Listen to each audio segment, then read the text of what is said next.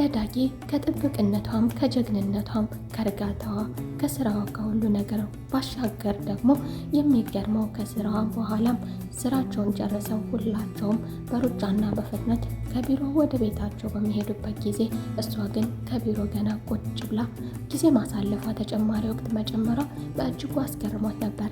ታዲያ እኔ ደግሞ ሄደሽ ሆናል በማለት ልጠብቅሽ፣ ነገር ግን አንቺ ቦታሽን አልለቀቅሽም በማለት ነበር ጥያቄ ያቀረበላት። ታዲያ እሷም ደግሞ ተክዤ ነበረ፣ ሀሳብ ላይ ነበርኩ በማለት እያሰበችና እየተጨነቀች የምትጨነቅለት አንድ ምርጥ አባት እንዳላትም ገልጻለን ነበር። ታዲያ ይህ ባህሪዋ ደግሞ በእጅጉ አስገርሞታል። ይገርማል። ያለ እናት በፍቅር ሳይሰስት ያሳደገን አባት ህመም ላይ ማየት በእርግጥ ያማል በማለት ስለ አባቱ ያለውን ፍቅር እሱም ለሷ እየገለጸላን ነበር። በተለይም ደግሞ ያለ እናት ያሳደገኝን አባቴን በማለት የራሱንም ቁስል ነካክቶ እሷም ደግሞ በዚህ ሁኔታው አንድ ነገር ገብቷታል። ያለ እናት እንዳደገና እናቱ ጨካኝ እንደሆነች፣ ነገር ግን ይህቺ ሴትዮ እናቱ ማን እንደሆነች የምታውቀው ነገር አልነበራትም። እሱ ግን ሚስጥር እየጠበቀች ነበር የመሰለው። ወይዘሮ ዝናሽን የምታስፈራራት በልጇ በዳግም እንደምታስፈራራት ያውቃል። ነገር ግን ኑሐሚን ዳግም የወይዘሮ ዝናሽ ልጅ መሆኑን በፍጹም አታውቅም ነበር።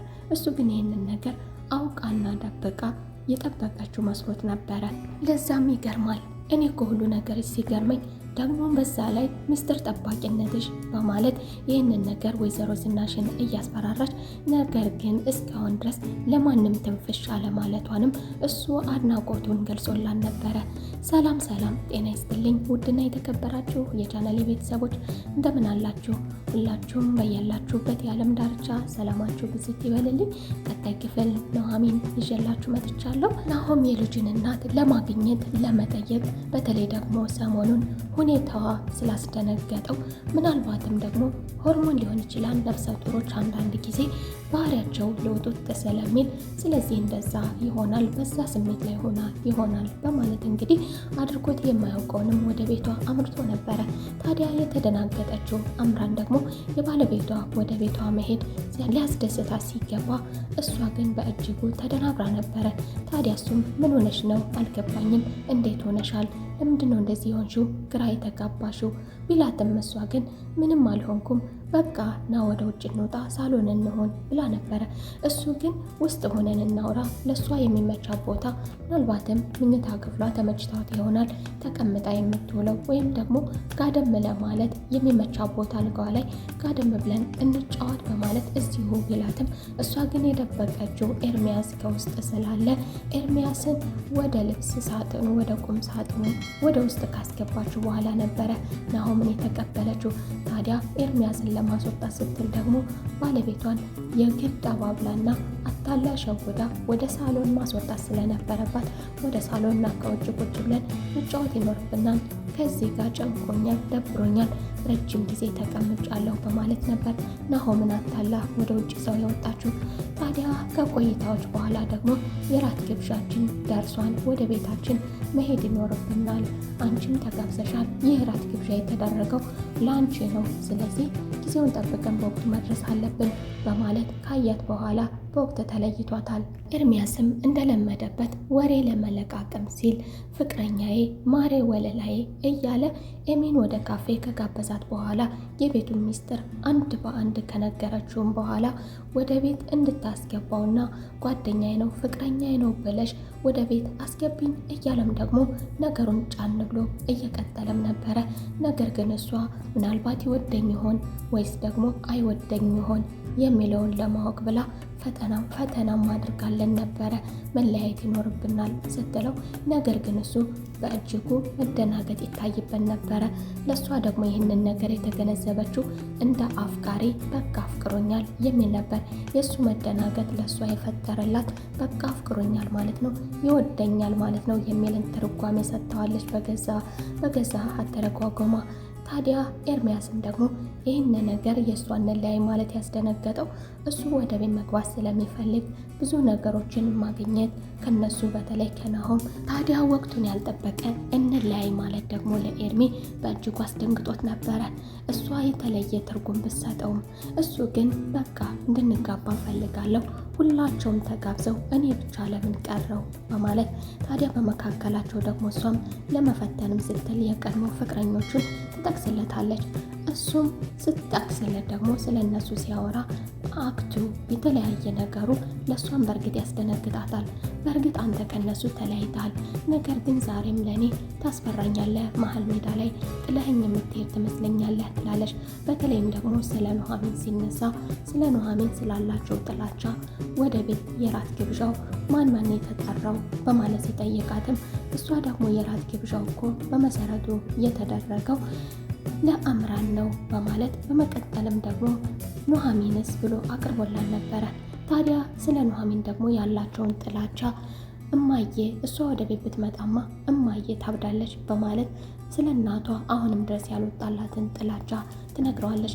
ታዲያ እሱም ደግሞ በመናደድና በመበሳጨት አሁንም እናንተ ሰዎች ግን ስለ ኑሐሚን ያላችሁ ጥላቻ እንዳለ ነው በማለት ሲናገራትም ታዲያ ኤሚም ደግሞ አልገባኝም ስለ እነሱ ሲነሳበት በተለይ ደግሞ ስለ ኑሐሚን ሲነሳ ደግሞ አንዳንዴ ግራ ትገባኛለህ። አሁንም ደስ ትወዳታለህ እንዴ?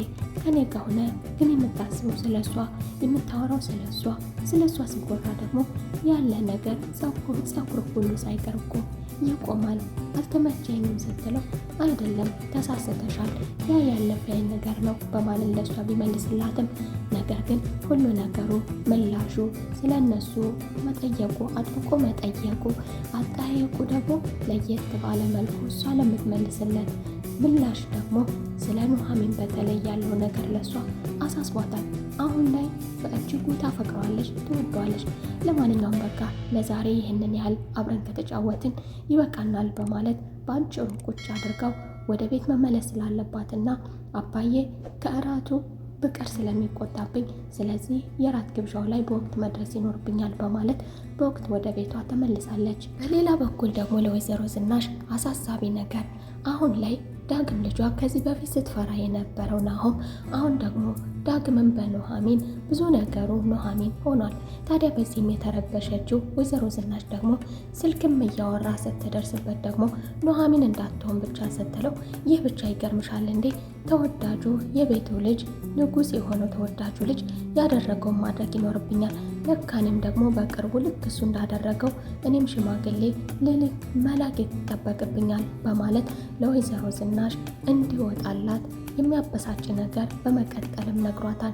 ስለ ኑሐሚን ያላትን ጥላቻ ስታነሳለት እሱም ደግሞ በመቀጠል የስልክ ማውራቱ መቀራረቡ ይገርምሻል፣ በቅርቡ ተዘጋጂ ሽማግሌ ለመላክ ዝግጅት ላይ ነኝ በማለት ለወይዘሮ ዝናሽ አስደንጋጭ ነገር ነግሯታል። ታዲያ ወይዘሮ ዝናሽ ደግሞ አንዱ ሳያበቃላት አንዱ ለአቶ ለይኩንም እያደረግ ያለው ከቤት ራት ግብዣው ለምሳሌ ይሄ ነገር እንዲሁ ደግሞ ዳግምን እስከ አባቱ ሁላቸውም ኑሐሚንን መቀበሉ በእርግጥ በራሷ መንገድ የመጡትንም ሰዎች ወደ አቶ ለይኩን ማጣበቁ አግባብ ባይኖረውም ነገር ግን አሁንም ቢሆን እሱም ተጠያቂ አድርጋ ይዛለች።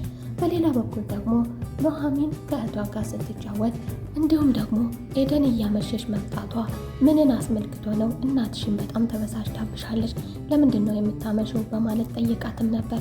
ታዲያ የተሻለ ነገር ምናልባት ህይወትሽን ወደ ተሻለ ነገር ብታመሪ እኔ ከምሰራበት ቦታ አቶ ለይኩንን አናግሬው ነበረ፣ ምን ይመስልሻል ከዛ እኛ ጋር ስራ ብትገቢ በማለት በደግነት በቅንነት ከሷ ጋር አብራ እንድትሰራ ደፋ ቀና እያለች አቶ ለይኩንን እያሳመነችው መሆኑን ማሳውቃን ነበር። ታዲያ እሷም ደግሞ ምን ይሆን ስራው በማለት ምንም አይነት እውቀት የሌላት የተረጋጋች ያልሆነች ብዙ ነገር የሚጎላት ለነገር ብቻ የተፈጠረችው ኤደን ደግሞ አሁንም ብቻ ምንም ይሁን ምንም እሰራለሁ እሄዳለሁ ብትልም ነገር ግን ኑሐሚን የተዘጋጀልኝ ስራ ምንድን ነው ስትላትም ምንም ይሁን ምንም ተላላኪነትም ይሁን ጽዳትም ይሁን በማንኛውም መልኩ ብቻ መጀመር ይኖርብሻል በማለት ብትነግራትም ነገር ግን ይህ ነገር ለኤደን በእጅጉ አናዷን ነበረ። አንቺ ቢሮ ላይ ወንበር ላይ ተቀምጠሽ እኔ ደግሞ ተላላኪና ጽዳት ሰራተኛ መሆን አይከብድም ብትልም ነገር ግን ነገር ለመለቃቀም የሚመቻት ይኸው ስራ ስለሆነ በመጨረሻም ሌላ ስራ የተዘጋጀላት ቢሆንም ነገር ግን ይህንን ስራ ይሻለኛል በማለት ይህንን ምርጫ አድርጋለች። ታዲያ ወደ ቢሮ ስትሄድ ደግሞ ወደዛ ለመሄድ የተናገረችበት ምክንያቷ ደግሞ የዳግም ከዛ ቦታ መቀጠር ነበረ። ለኑሐሚን መምህርም ተቀጥሮላት የቢሮ ስራ ላይ መቀመጧ ወንበር ላይ መቀመጧ ሲገርማት መምህርም ተቀጥሮላት ያ የተቀጠረላት መምህር ደግሞ በጣም በሚገርም ሁኔታ እሷ የወደደችው ወንዳ ወንድ ነው፣ ሴቶች የሚወዱት ነው፣ ብዙ ነገሩ ይመቸኛል ያለችው ዳግም ነበረ። ታዲያ አሁን የትም ቢሆን የትም ምንም ቢሆን ምንም መስራት እፈልጋለሁ፣ በቃ ዳግም ከዛ ቦታ ካለ እመጣለሁ በማለት ለዳግም ራሷን አዘጋጅታ አሁን ላይ የጽዳት ሰራተኛ ቢሆን ተላላኪ በመሆን ወደነ አቶ ለይኩን ድርጅት እሷም ተቀላቅላለች። ታዲያ እንደተቀላቀለችም የስራ የመጀመሪያ ቀኗም ደግሞ ኑሐሚን ወደ ቤት ወደ ስራ ቦታዋ እንደገባች ለናሆም አሳውቀው ነበረ። ኤደን ከዚህ በኋላ ስራ እንደምትጀምር ላሳውቀ ብዬ ነው አቶ ለይኩንን አናግሬያቸው ነበር በማለት ለሱም ስታናግረው ታዲያ እኔ ለምን ፈቃድ ሳይጠየቀኝ ያለ ቢሆንም ናሆም ደግሞ ያውና አሁን አሳወቅኩ፣ ለማንኛውም አሁን መታለች በማለት አሳውቀው ነበረ። ታዲያ ኤደንም ደግሞ እንደጠረጠረችውና እንደፈራችው በእርግጥ ኑሐሚን ሳታስበው የተፈጠረ አንድ ነገር ተመልክታለች። ኑሐሚን የቡና ቁርስ ቡና አዘጋጅታለት ወደ ክፍሉ ይዛለት ሄዳ ነበረ። ታዲያ ቡናውም ተደፍቶበት ስለነበረ እሱ ተደናግጦ እሷም ደግሞ የተደፋበትን ሱሪውን አብራ ይቅርታ እያለች እየጠረገችለት ተመልክታ ነበረ። ይህንንም ነገር ደግሞ ይቅርታ ስለረበሽኳችሁ እንግዲህ እናንተ ፍቅረኛሞች ናችሁ ብላ እሷ ተርጉመዋለች። ታዲያ በሌላ በኩል ደግሞ የእንግድነቱ ሰዓት ደረሰና የግብዣው ሰዓት ደረሰና መላው ቤተሰብ ተሰባስበው ነበረ። አምራንም ደስ በሚል ሁኔታ ከቤተሰቡ ጋር አብራ እራት ከተጋበዘች በኋላ ስትጫወት ከቆየች በኋላ ወደ መታጠቢያ ክፍል መሄድ እፈልጋለሁ በማለት ወደ መታጠቢያ ክፍል አምርታ ነበረ። ታዲያ ይህ አካሄዷ ደግሞ አንድ ነገር ይኖር ይሆናል ወይም ደግሞ አንድ ነገር አገኝ ይሆናል በማለት ኑሐሚን ያለ ምክንያት እንደማትጠላት ምናልባትም ብከተላት ደግሞ አንድ ነገር አገኝ ይሆናል በማለት ተከትሏን ነበረ ዳግምም።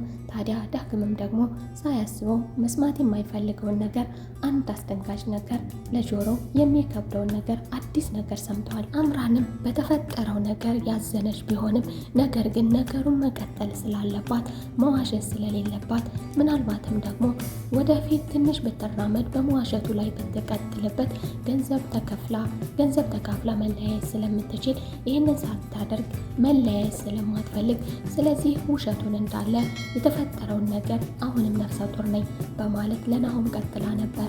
ታዲያ ዛሬ ላይ ደግሞ ወደ መታጠቢያ ክፍል ገብታ ስልክ እያወራች አንተ ነፍሰ ገዳይ ለምን ትደውልልኛለህ እያለች ያደረግከው ነገር ሳያንስ ደግሞ አሁንም በስልክ ትደውላለህ እያለች እየተማረረችና እያመናጨቀችው ነበር።